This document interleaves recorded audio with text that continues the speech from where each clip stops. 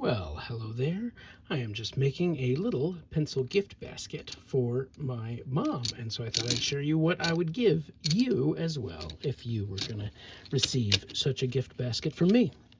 Because giving away pencils is part of the great fun of collecting pencils, to be able to share what you love with others, and pencils tend to be cheap enough that you can do that. So it's a pretty wonderful thing. So here's the whole handful, and I'll just go through them very briefly one by one. The first two are these lovely golden bears, and these are made by they're actually made by the Musgrave, or produced, I should say, by the Musgrave pencil company. I got them in a big batch of seconds, so I can't find what's imperfect about them. I guess you could say, oh, well, that one has a little imperfection, but by and large, they're still perfectly good pencils. I think it's Palantino that actually markets these, but it's cool that they seem to work together with the other pencil companies, which I love. The next one is from that same batch of factory seconds, or two, which is I love, and thanks to moving about and manipulating objects. So this is where I get all my good pencil information. These wonderful little pencils give us a lot of satisfaction.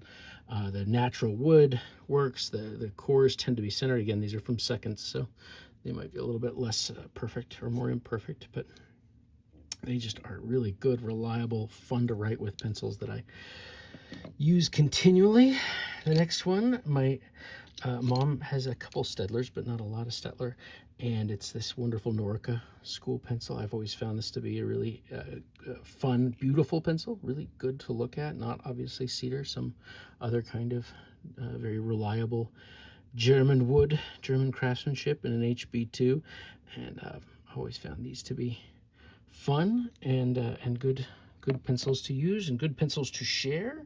Moving up, I guess it's up, maybe it's lateral, but are these two, and I always like to give two for some reason, so in case one gets lost or ruined or destroyed, there's another one to find out if you really liked it, to get your own or something like that. But is these Bostitch.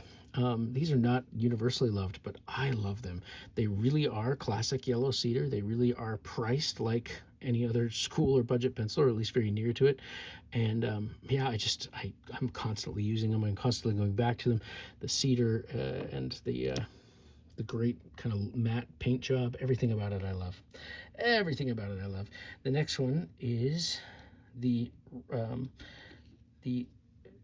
Musgrave Red, White, and Blue collection.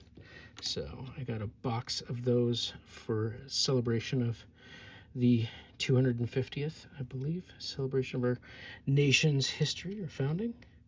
And so you got to have the complete set of red, white, and blue, even though I'd hate to think that someone would not use a pencil, but just look at one nevertheless. They're there.